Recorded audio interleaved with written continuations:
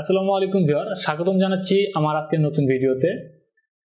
আমার আজকের video topic হচ্ছে ইলেকট্রিক্যাল আর্থিং কি এবং এই ইলেকট্রিক্যাল আর্থিং কেন ব্যবহার করা হয় এবং এই ইলেকট্রিক্যাল আর্থিং ব্যবহার না করলে কি হতে পারে। তো ভিডিও শুরু করার আগে ছোট্ট একটি অনুরোধ, আপনি যদি আমার চ্যানেলে নতুন হয়ে থাকেন তাহলে অবশ্যই আমার চ্যানেলটিকে সাবস্ক্রাইব করবেন এবং পাশে থাকা বেল আইকনটি প্রেস করবেন। Subscribe to channel and press the bell icon for the latest updates. And never miss another update. আপনি জানেন কি আপনার বাসা কিংবা কলকারখানায় ইলেকট্রিক্যাল সিস্টেমে কেন এই আর্থিং ব্যবহার করা হয়? আর আজকের এই ভিডিওতে আমি আপনাদের দেখাবো ইলেকট্রিক্যাল আর্থিং কি এবং ইলেকট্রিক্যাল আর্থিং কেন ব্যবহার করা হয়, আর এই ইলেকট্রিক্যাল আর্থিং না করলে আমাদের কি ধরনের ক্ষতি হতে পারে। এবং এই ভিডিওর শেষে আমরা দেখব এই ইলেকট্রিক্যাল আর্থিং এর ফলে আপনি এবং আপনার ব্যবহৃত ইলেকট্রিক্যাল সামগ্রী কিভাবে নিরাপদে থাকে। প্রথমেই আসি আর্থিং কি। আর্থিং হচ্ছে অনাকাঙ্ক্ষিত বিদ্যুৎ থেকে বৈদ্যুতিক যন্ত্রপাতি ও মানুষকে রক্ষা করতে অনাকাঙ্ক্ষিত বিদ্যুৎকে কোনো পরিবাহীর দ্বারা পৃথিবীর মাটিতে প্রেরণ করার ব্যবস্থাকেই ইলেকট্রিক্যাল আর্থিং বলা হয়। এই আর্থিং দ্বারা শুধুমাত্র অ্যাবনর্মাল কারেন্ট বা ফল্ট কন্ডিশনের কারেন্টই প্রবাহিত হতে পারে। নরমালি এই আর্থিং তার দিয়ে কোনো ধরনের লাইভ কারেন্ট প্রবাহিত হয় না। এই আর্থিং সংযুক্ত থাকার ফলে আপনি এবং আপনার যন্ত্রপাতি নিরাপদে থাকে। এখন আমরা দেখব এই ইলেকট্রিক্যাল আর্থিং সংযুক্ত থাকার ফলে আপনি এবং আপনার যন্ত্রপাতি কিভাবে নিরাপদ থাকে। ধরুন আপনার বাড়িতে একটি ইলেকট্রিক্যাল মেশিন রয়েছে, ধরি সেটি একটি ফ্রিজ। এই ফ্রিজটি 220 ভোল্ট লাইন দ্বারা চলে এবং ধরি এই ফ্রিজটির ইন্টারনাল ওহম 50 ওহম বা 50 ওহম এবং আমরা ধরে নেই যে এই ফ্রিজটিতে কোনো রকমের আর্থিং করা নেই। তাহলে আমরা যখন এই ফ্রিজটিকে অন করব তখন এই ফ্রিজটির ভিতর দিয়ে কারেন্ট প্রবাহিত হবে এবং আমরা যদি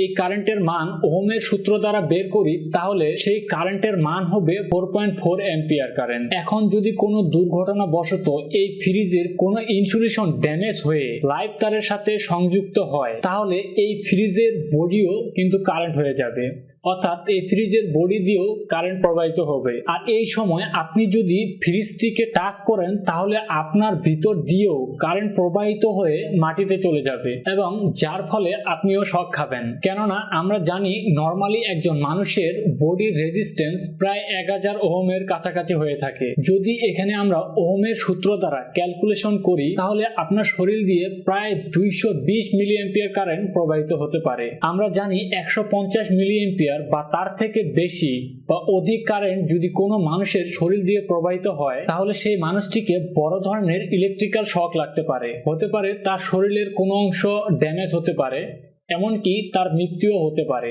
এখন আমরা আসি, যদি আপনার ফ্রিজটি আর্থিং করা থাকতো তাহলে কি হতো। আপনার ফ্রিজটি যদি আর্থিং করা থাকতো তাহলে সেই মানুষটির ভিতর দিয়ে বা আপনার ভিতর দিয়ে কোনো কারেন্ট প্রবাহিত হতো না। আমরা জানি যে আর্থিং এর রেজিস্ট্যান্স মানুষের শরীরের রেজিস্ট্যান্স থেকে অনেক কম, কেননা আমরা নরমালি আর্থিং এর রেজিস্ট্যান্স 4 ওহম ধরে থাকি আর একজন মানুষের শরীরের রেজিস্ট্যান্স প্রায় 1000 ওহম পর্যন্ত হয়ে থাকে। অর্থাৎ যখন আপনার ফ্রিজটি কোনো ইনসুলেশন ড্যামেজের কারণে লাইভ তারের সাথে সংযুক্ত হয় তখন সেই আর্থিং সংযুক্ত থাকার ফলে লিকেজ কারেন্টটি আর্থিং তার দিয়ে সরাসরি মাটির ভিতর দিয়ে ডিসচার্জ হয়। কারণ আমরা জানি কারেন্ট সবসময় হাই রেজিস্ট্যান্সের থেকে লো রেজিস্ট্যান্সের মধ্য দিয়ে প্রবাহিত হতে বেশি পছন্দ করে বা বেশি প্রবাহিত হয়। আর যেহেতু মানুষের বডির রেজিস্ট্যান্স 1000 ওহম আর আর্থিং এর রেজিস্ট্যান্স অনলি 4 ওহম, সুতরাং এই লিকেজ কারেন্টটি অবশ্যই মানুষের শরীর দিয়ে প্রবাহিত না হয়ে সে আর্থিং তার দিয়ে প্রবাহিত হয়ে মাটিতে গিয়ে ডিসচার্জ হবে। আর্থিং এর রেজিস্ট্যান্স কম হওয়ার কারণে এই লিকেজ কারেন্ট অনেক বেশি প্রবাহিত হবে। আমরা যদি ওহমের সূত্র দ্বারা ক্যালকুলেশন করি তাহলে আমরা দেখতে পাবো এই লিকেজ কারেন্ট প্রায় 55 অ্যাম্পিয়ার কারেন্ট প্রবাহিত হবে সেই আর্থিং তার দিয়ে। আর যখন এই হিউজ পরিমাণ কারেন্ট আর্থিং তার দিয়ে যাবে তখন আমাদের বাসায় কিংবা কলকারখানায় ব্যবহৃত যে সার্কিট ব্রেকার আছে সেই সার্কিট ব্রেকারটি ফল্ট করবে, অর্থাৎ সার্কিট ব্রেকারটি অফ করে দিবে। আর আপনারা অবশ্যই জেনে থাকবেন যে আমরা সার্কিট ব্যবহার মূলত একটি নির্দিষ্ট কারেন্ট রেটিং হিসাব করেই ব্যবহার করে থাকি। বাসাবাড়ির জন্য আমরা মূলত 40 অ্যাম্পিয়ার থেকে 60 অ্যাম্পিয়ারের ভিতরেই সার্কিট ব্রেকার ব্যবহার করে থাকি। আর এই সার্কিট ব্রেকার যখন অতিরিক্ত কারেন্ট দেখছে প্রবাহিত হচ্ছে অন্য কোনো মাধ্যমে তখন অটোমেটিক্যালি এই সার্কিট ব্রেকারটি অফ হয়ে যাবে এবং আপনাকে এবং আপনার ব্যবহৃত ইলেকট্রিক্যাল যন্ত্রপাতিগুলোকে এই অনাকাঙ্ক্ষিত বিদ্যুৎ থেকে রক্ষা করবে।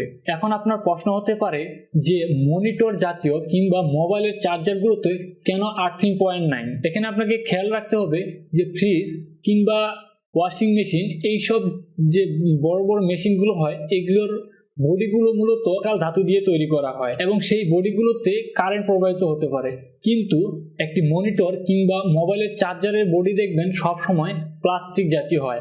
আর আমরা জানি প্লাস্টিক হচ্ছে একটি ইনসুলেশন যার মধ্যে দিয়ে কোনো ধরনের কারেন্ট প্রবাহিত হতে পারে না। তাই সেই প্লাস্টিক বডিতে আপনি টাচ করলেও আপনাকে কোনো ধরনের শক লাগবে না। আর এই জন্যই মূলত মনিটর কিংবা চার্জারের মধ্যে কোনো ধরনের আর্থিং কেবল দেওয়া থাকে না। ধন্যবাদ আমার ভিডিওটি দেখার জন্য। আমার ভিডিওটি যদি আপনার কাছে ভালো লেগে থাকে তাহলে অবশ্যই আমার চ্যানেলটিকে সাবস্ক্রাইব করবেন এবং পাশে থাকবেন। ধন্যবাদ।